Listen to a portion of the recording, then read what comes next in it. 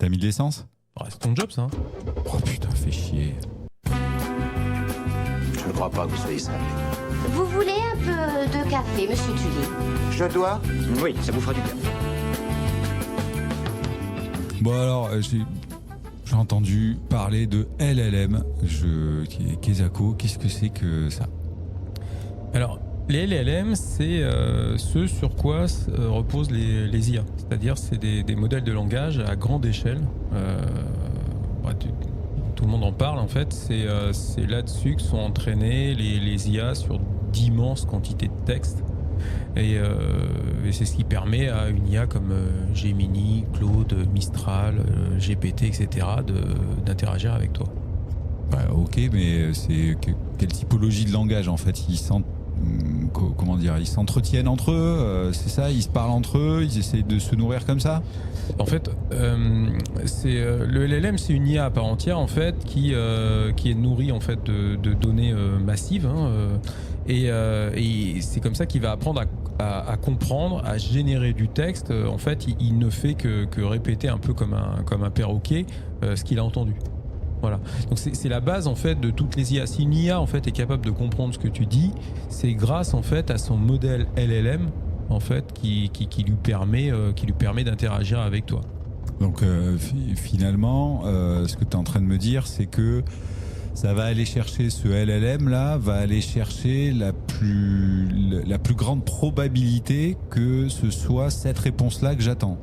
Alors ça c'est intéressant en fait que tu l'abordes comme ça, parce qu'effectivement l'IA en fait et le LLM, de par sa construction, c'est effectivement un système de probabilité. Il ne comprend pas ce que tu lui demandes. C'est un gros teubé en fait. Alors oui oui voilà. Oui, en fait il comprend pas. Voilà. Les termes. Il comprend pas. Il fait de la prédiction, donc il va prédire. Il va prédire en fait le mot. La réponse en fait qui va te donner. C'est que de la stat en fait. C'est de la stat. Ça génère que de la stat. Ouais. T'as l'impression en fait quand tu poses une question à une IA qu'elle comprend ce que tu dis, etc., mais elle ne comprend pas du tout. Elle va prédire en fait par rapport à l'agencement de tes mots, par rapport en fait au nombre de mots, par rapport aux mots que tu utilises, etc., etc. Elle va en définir une probabilité et cette probabilité va définir un contexte et le contexte va définir en fait une réponse. Ok. Donc on est dans un statisticien pur et dur. Il me parle pas vraiment. Il aligne des mots avec des stats en face en fait qui, ok, je pense qu'il attend ça, donc je vais les aligner comme ça quoi. Ouais, c'est ça en fait. C'est l'IA générative est faite en fait pour produire en fait des contenus.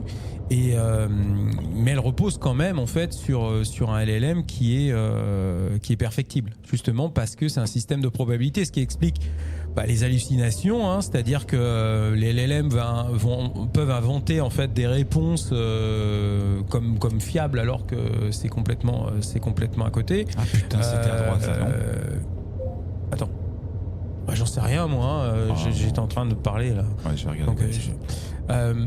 Donc comme je te disais, ça peut être, ils font pas mal d'hallucinations. Il y a aussi en fait tous les biais, les manipulations, c'est-à-dire les données d'entraînement sur lesquelles les LLM sont entraînés en fait peuvent être biaisées, de mauvaise qualité, d'accord ? Parce qu'il faut pas oublier qu'un LLM ça a besoin d'énormément de data pour s'entraîner, pour entraîner ces modèles mathématiques et ces modèles statistiques afin de faire un chat GPT performant, on va dire.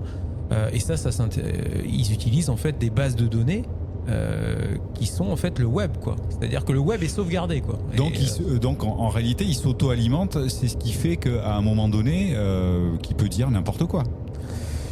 Il y a des biais et des manipulations, il peut produire des erreurs, il peut avoir des hallucinations de par sa conception et que ça repose sur un modèle de probabilité.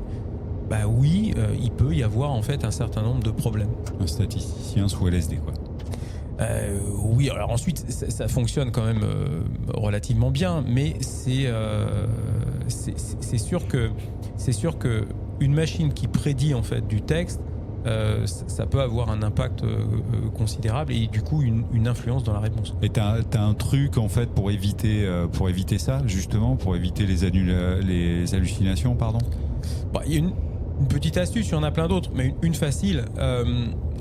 Comme c'est un système probable et qui va évaluer que c'est la meilleure réponse, peut-être que lui, quand il va évaluer la meilleure réponse possible, d'un point de vue statistique, c'est peut-être 70% en fait de la meilleure réponse qu'il va te donner. Donc si tu lui forces et tu lui dis ok, réponds à cette question, mais je veux que ta réponse elle atteigne au moins 95% en fait de véracité, bah du coup son modèle va avoir besoin d'autres informations et dans ce cas-là, dans ta petite requête, tu lui dis je veux que tu accomplisses cette tâche, mais que tu l'accomplisses à 95%. Et pour atteindre ces 95%, pose-moi les questions dont tu as besoin. Ouais, donc tu lui files un objectif stat que lui comprend, parce qu'il comprend le 95%. Exact. Et étant donné que dans un premier temps, il est en capacité de te générer une réponse satisfaisante à 60%, il va te poser autant de questions nécessaires pour obtenir du 95%. Exact. Et du coup, tu vas améliorer substantiellement en fait la qualité de réponse que tu vas obtenir. Bon, ok, bon, ben on va essayer de tester ce truc-là, quoi.